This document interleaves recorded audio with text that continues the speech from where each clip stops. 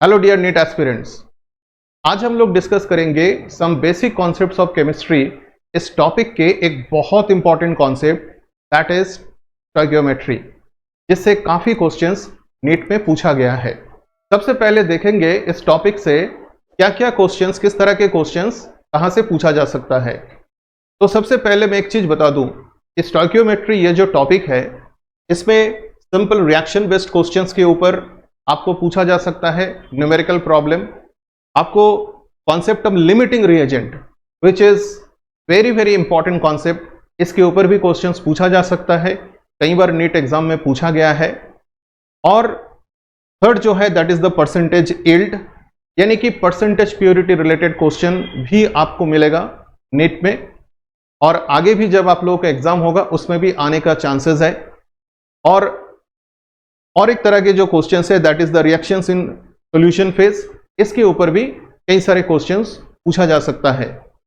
तो चलिए हम लोग देखेंगे ये सारे जो इंपॉर्टेंट कॉन्सेप्ट्स है इसके ऊपर किस तरह के क्वेश्चंस AIPMTN नीट में पूछा गया है। डियर स्टूडेंट्स, तो सबसे पहले हम लोग एक न्यूमेरिकल को देखेंगे। इस न्यूमेरिकल में क्या पूछा गया है चलिए देखते हैं। 20 gram of magnesium carbonate sample decomposes on heating to give carbon dioxide and 8 gram of magnesium oxide. What will be the percentage purity of magnesium carbonate in this sample? देखिए, यानी कि परसेंटेज प्योरिटी के ऊपर question है। तो सबसे पहले इस तरह के क्वेश्चन को बहुत ही अच्छी तरह हमें समझना है, और एक बार अगर इस तरह के क्वेश्चन को आप समझ जाएंगे तो इस तरह के कोई भी क्वेश्चन आप बहुत आसानी से सॉल्व कर सकते हैं।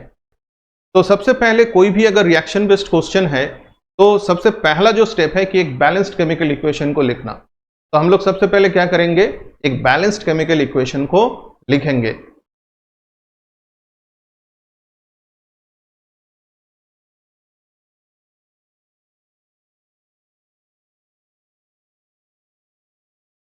देखिए, ये जो इक्वेशन है ये बेसिकली बैलेंस्ड केमिकल इक्वेशन है। मैग्नीशियम कार्बोनेट को हीट देने से क्या होगा, MgO एंड CO2 मिलेगा। अब हम लोग क्या करेंगे, देखेंगे कि according to the balanced chemical equation 8 grams of magnesium oxide के लिए in reality actually means practically कितने मैग्नीशियम कार्बोनेट चाहिए। तो जैसे कि यहां पर मैग्नीशियम कार्बोनेट है, अगर इसका 1 मोल है तो 1 मोल का मास यहां पर आ रहा है 84 ग्राम्स। मैग्नीशियम ऑक्साइड ये 1 मोल है, इसका जो मास है ये 40 ग्राम। तो अगर इन दिस क्वेश्चन यहां पर गिवन है कि 8 ग्राम ऑफ मैग्नीशियम ऑक्साइड, तो सबसे पहले हम लोग क्या देखेंगे,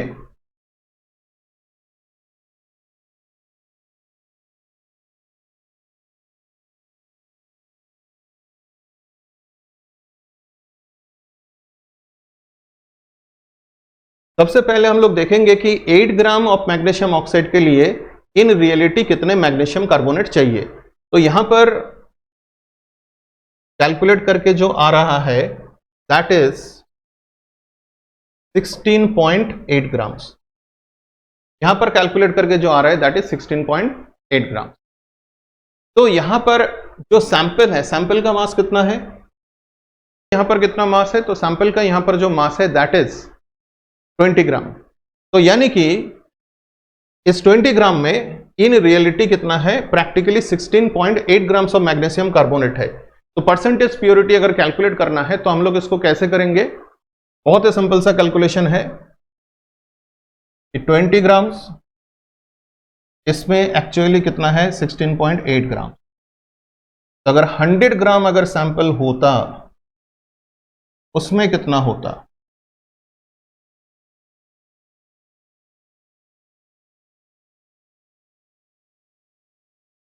तो 100 ग्राम सैंपल में कितना होता, अगर इसको कैलकुलेट करेंगे तो यहां पर जो कैलकुलेशन आ रहा है दैट इज 84 ग्राम, यानी कि जो परसेंटेज प्योरिटी है ये आ रहा है आपका 84%। This is the percentage purity. तो I hope this question is clear to all of you. चलिए देखते हैं नेक्स्ट क्वेश्चन को। नेक्स्ट क्वेश्चन में क्या पूछा गया है एक बार देखते हैं। 1 gram of magnesium is burnt with 0.56 gram of O2 in a closed vessel. Which reactant is left in excess and how much? जब भी इस तरह के क्वेश्चन पूछा गया है कि कौन सा रिएक्टेंट एक्सेस में है, तो ये क्वेश्चन सिंपल सा लिमिटिंग रिएजेंट के ऊपर बेस्ड करके है, क्योंकि अगर कोई भी रिएक्टेंट जितना होना चाहिए according to the balanced equation, उससे अगर ज्यादा है तो उसको हम लोग एक्सेस रिएजेंट कहते हैं, और अगर उससे कम है according to the balanced equation जितना होना चाहिए उसके हिसाब से अगर कम है तो उसको हम लोग लिमिटिंग रिएजेंट कहेंगे। इस तरह के क्वेश्चन के लिए सबसे पहले जो स्टेप है, स्टेप नंबर 1, कि हमें बैलेंस्ड केमिकल इक्वेशन को पहले लिखना पड़ेगा। तो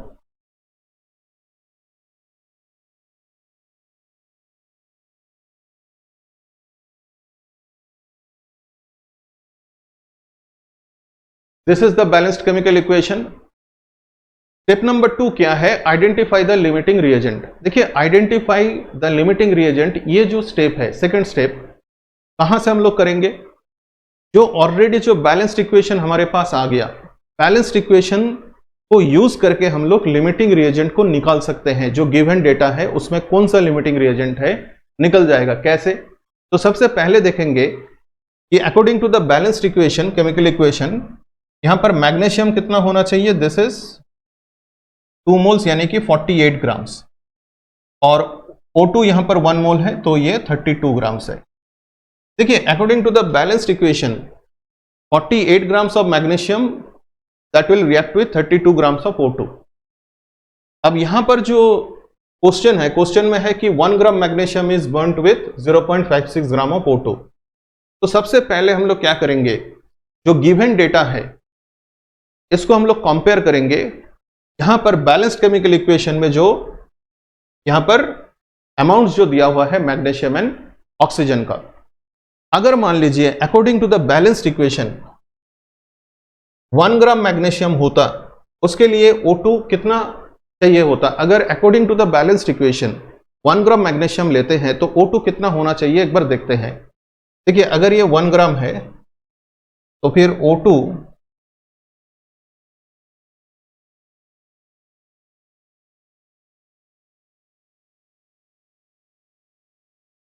ये आपको अप्रोक्सीमेटली 0.66 ग्राम होना चाहिए। लेकिन देखिए यहां पर जो गिवन है, गिवन कितना है?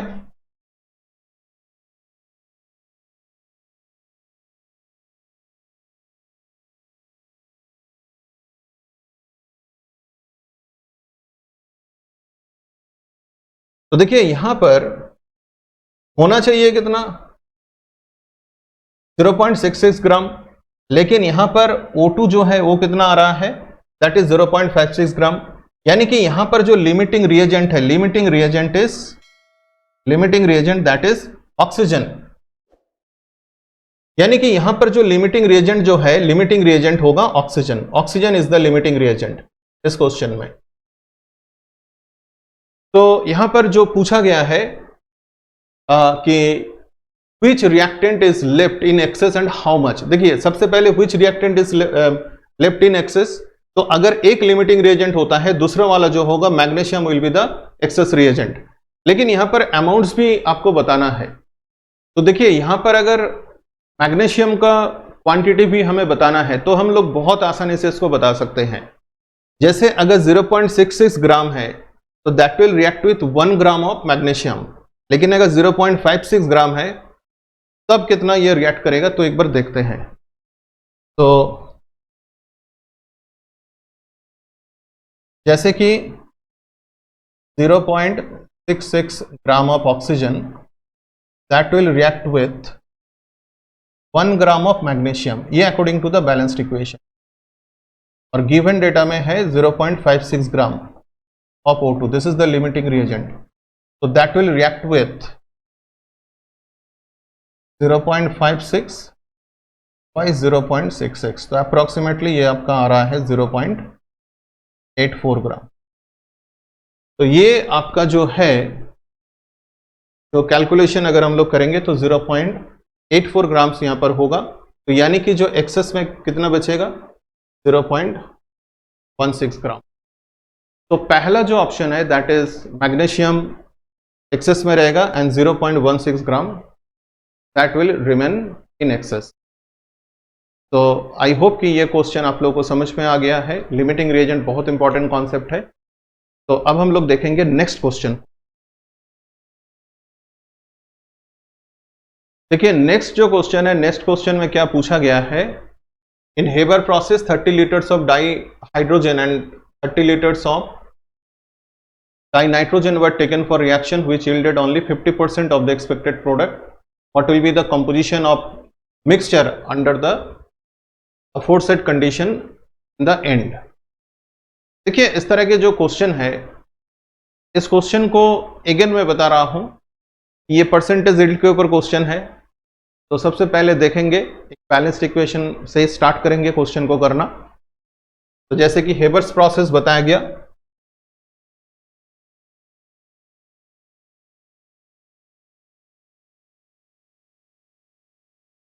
तो N2 plus 3H2 equal to 2NH3 famous reaction है अमोनिया फॉर्मेशन का, बहुत ही पॉपुलर रिएक्शन हेबर्स प्रोसेस। इसके बारे में आप लोग जानते हैं ऑलरेडी। अच्छा देखिए ये जो रिएक्शन है, ये इसको हम यूज करेंगे टू सॉल्व दिस क्वेश्चन। तो सबसे पहले यहां पर है in Haber process 30 litres of dihydrogen and 30 litres of dinitrogen were taken for the reaction which yielded only 50% of the expected product. सबसे पहले एक सिंपल सा चीज है कि हम लोग अगर देखेंगे कि ये सारे क्या है, गैसियस फेज में है, जो भी रिएक्टेंट्स है प्रोडक्ट है गैसियस फेज। तो गैसियस फेज में जो मोल का जो रेशियो होगा एंड जो वॉल्यूम का जो रेशियो होगा ये सेम होता है। तो यानी कि यहां पर अगर 1:3 रेशियो में है नाइट्रोजन एंड हाइड्रोजन मोल के हिसाब से, तो वॉल्यूम के हिसाब से भी उसी रेशियो में रिएक्ट करना चाहिए। तो जैसे कि यहां पर बोल दिया है कि दोनों ही 30 लीटर से, तो एक्चुअली अगर देखा गया, अगर ये 30 लीटर है तो ये होना चाहिए 10 लीटर, बट यहां पर लिया गया कितना, 30 लीटर। मैं यहां पर लिख देता हूं नाइट्रोजन जो लिया गया है दैट इज आपका लिया गया है 30 लीटर, और हाइड्रोजन को भी लिया गया है 30 लीटर। अच्छा, but according to the reaction इतना होना चाहिए। लेकिन अगर यहां पर 30 litre of H2 and 10 litre of nitrogen में N2 में अगर रिएक्शन होगा, तो रिएक्शन के हिसाब से NH3 कितना होना चाहिए था, NH3 जो होना चाहिए था, देखिए यहां पर 2 मोल्स है, जैसे ये 1:3 ये रेशियो है, तो यहां पर 2 आ रहा है। तो बेसिकली यहां पर होना चाहिए 20 लीटर, वॉल्यूम का रेशियो भी यही रहेगा, ये होना चाहिए था। बट यहां पर बोल रहा है कि 50% ऑफ द एक्सपेक्टेड प्रोडक्ट। तो 50% ऑफ द एक्सपेक्टेड प्रोडक्ट अगर मिला है, तो कहीं ना कहीं ये रिएक्शन जो है, ये रिएक्शन पूरा नहीं हुआ है। तो सबसे पहले अगर मैं यहां पर 10 लीटर 50% यानी कि NH3 जो है अगर 10 लीटर्स है, अगर ये मैं मानता हूं, तो यहां पर ये कितना होना चाहिए, ये आधा हो जाएगा 50%, तो ये आधा ही रिएक्ट किया। ये भी कितना हो जाएगा, ये भी आधा ही हो जाएगा। ठीक है, अगर यहां पर 50% अगर यहां पर प्रोडक्ट हो गया, तो रिएक्टेंट भी 50% में ही रिएक्ट किया है। ठीक है, तो यहां पर आपका जो नाइट्रोजन जो है, देखिए नाइट्रोजन जो है 10 लीटर के बदले में अब क्या लिखेंगे, 5 लीटर, क्योंकि 50% प्रोडक्ट मिला है, तो 50% रिएक्टेंट ने भी रिएक्ट किया है। यहां पर 15 लीटर हो जाएगा H2, क्योंकि यहां पर 50% मिल रहा है, तो रिएक्टेंट भी क्या होगा, 50%। ओके, तो अब देखिए कि अगर नाइट्रोजन जो है 5 लीटर अगर यूज हुआ है रिएक्शन में, तो 5 लीटर क्या हुआ है, 5 लीटर यूज हुआ है। अब मैं यहां पर लिख रहा हूं, ये 5 लीटर यूज हुआ है, तो बचा कितना, ये यूज्ड, बचा कितना यहां पर 25 लीटर, तो ये हो गया रिमेनिंग।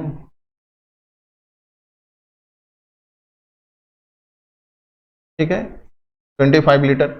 यहां पर कितना यूज हुआ है, 15 लीटर, बचा कितना 15 लीटर ऑफ H2, और यहां पर कितना बना है 10 लीटर। तो ये तो जो प्रोडक्ट है NH3 साफ साफ वहां पर दिख रहा है कि दैट इज 10 लीटर है। तो हमें यहाँ पर जो ऑप्शंस जो दिया गया है, कौन सा ऑप्शन यहाँ पर मैच कर रहा है? तो 10 लीटर यहाँ पर अमोनिया, ये तो बन ही रहा है। 25 लीटर नाइट्रोजन, बिल्कुल 25 लीटर बच रहा है, और 15 लीटर ऑफ डाइहाइड्रोजन, यानी कि ऑप्शन सी जो है ये मैच कर रहा है। तो I think this question is clear to all of you. This is very beautiful question, और इसमें हमें रिएक्शन को लिखते हुए फिर हमें यह भी याद रखना पड़ रहा है कि 50% प्रोडक्ट हुआ है। तो बहुत ही अच्छा क्वेश्चन है। तो आई होप कि this question is clear to all of you. तो हम लोग चले जाएंगे नेक्स्ट क्वेश्चन में। देखिए नेक्स्ट जो क्वेश्चन है, this question is also very very important. इस क्वेश्चन में क्या पूछा गया? इस क्वेश्चन में यह पूछा गया कि एक रिएक्शन यहां पर गिवन है अमोनिया एंड O2 का, जिसमें NO एंड H2O बन रहा है। तो यहां पर पूछ रहा है कि when 1 mole of ammonia and 1 mole of O2 are made to react to completion. यहां पर जो ऑप्शंस है, जो ऑप्शंस गिवन है, कौन सा ऑप्शन यहां पर सही होगा कि 1 mole of H2 is produced, 1 mole of NO is produced, all the oxygen will be consumed, all the ammonia will be consumed. इस तरह के ऑप्शंस यहां पर गिवन है। तो सिंपल सा this is also another limiting reagent based question है। तो चलिए देखते हैं इसको। तो यहाँ पर ऑलरेडी बैलेंस्ड इक्वेशन, ये ऑलरेडी बैलेंस्ड है। तो अगर इस रिएक्शन के हिसाब से हम लोग देखेंगे, मैं एक बार लिख देता हूं।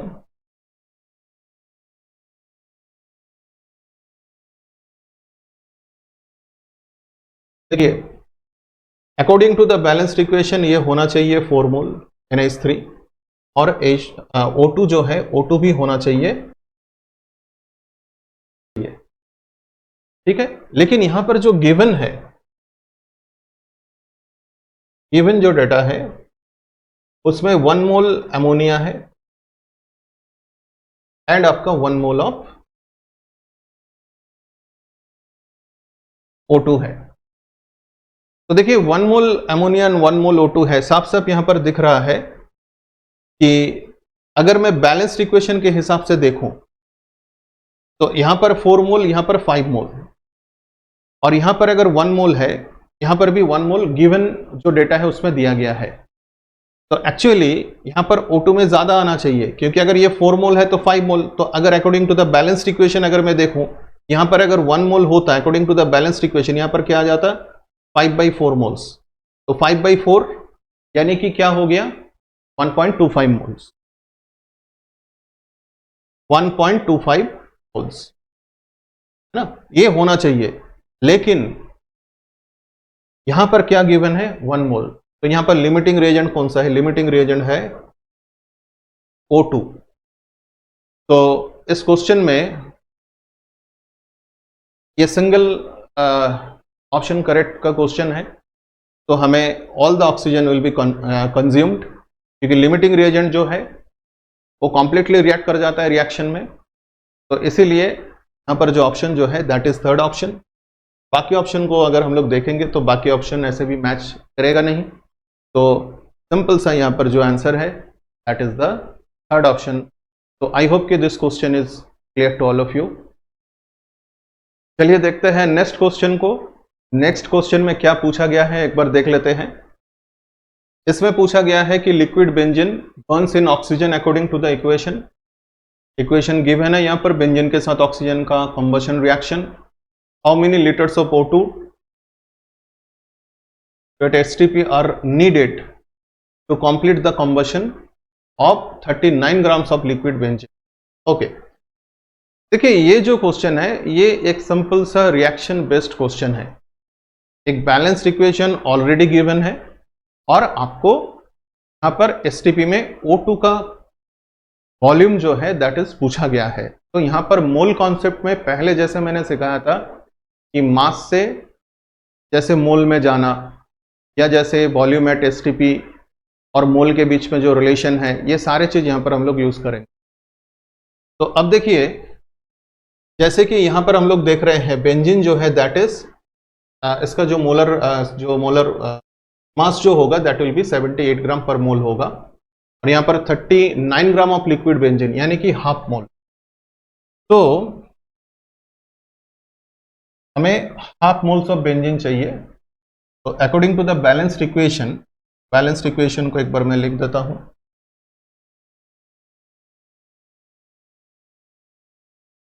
देखिए ये रिएक्शन जो है ऑलरेडी बैलेंस्ड है।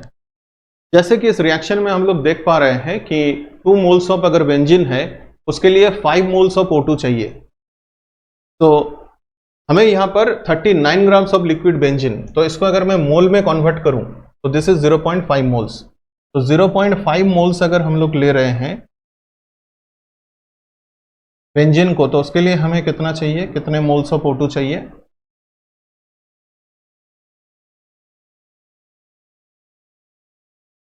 ओके, तो that will be 15/2 into 0.5 moles of O2। हम लोग सारे कैलकुलेशन एट द एंड करेंगे। तो आई होप कि दिस कैलकुलेशन इज क्लियर कि हमें देखिए यहां पर क्या है, 2 मोल्स है, यहां पर 2 मोल्स के लिए 15 मोल्स। तो यहां पर हमें कितना है कि 5 मोल्स है, तो यहां पर 0.5 इंटू 15/2, ठीक है। तो अब देखिए जैसे हम लोग मोल से अगर एसटीपी में अगर वॉल्यूम में जाना है तो हम लोग क्या करते थे, 22.4 से मल्टीप्लाई करना पड़ता था लीटर में अगर वॉल्यूम चाहिए। तो यहां पर सिंपल सा जो करना है, just multiply 22 at STP volume होगा, निकल जाएगा। अगर इसको आप कैलकुलेट करेंगे द कैलकुलेट विल बी, इसमें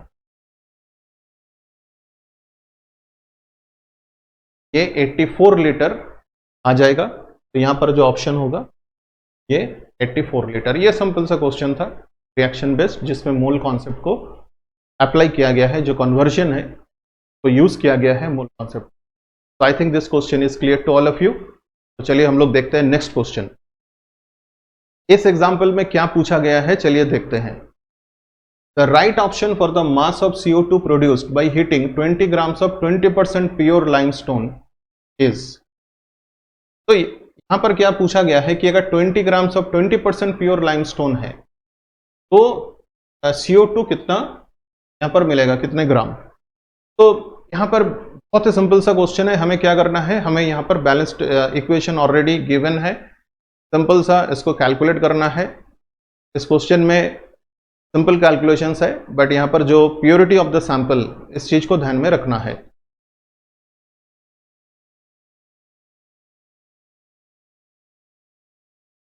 तो देखिए यहां पर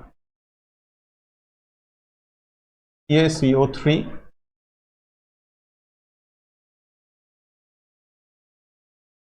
ये वो CO2। तो अगर ये 100 ग्राम है तो यहां पर 44 ग्राम्स, मोल को मास में अगर कन्वर्ट करेंगे, देखिए जैसे यहां पर बोल रहा है कि 20% है परसेंटेज प्योरिटी, और उसको लिया गया है 20 ग्राम, यानी कि आप समझ पा रहे हैं यहां पर 4 ग्राम है, 4 ग्राम। एक्चुअल जो CaCO3 हम लोग ले रहे हैं, एक्चुअल CaCO3 जो हम लोग ले रहे हैं दैट इज 4 ग्राम, 20 ग्राम का 20%, ठीक है। तो हम लोग अब क्या देखेंगे कि बैलेंस्ड इक्वेशन के हिसाब से 100 ग्राम से मिलता है 44 ग्राम्स, तो 4 ग्राम से कितना मिलेगा।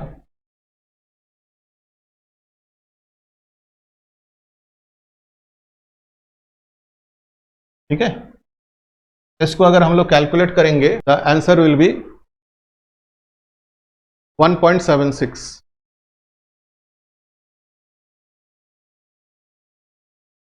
तो आई होप कि ये क्वेश्चन आप लोगों को समझ में आया। आज हम लोगों ने काफी क्वेश्चंस को डिस्कस किया स्टोइकियोमेट्री से रिलेटेड, एंड आई होप कि आप लोगों को पैटर्न समझ में आ गया है कि कहां से क्वेश्चन पूछा जा सकता है।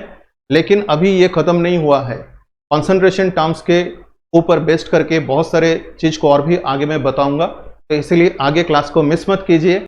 अगर ये यूट्यूब क्लास नीट एग्जाम में आपके स्कोर या आपके रैंक को बढ़ाने के लिए हेल्प कर रहा है तो मेरे चैनल को जरूर सब्सक्राइब कीजिए। Thank you very much.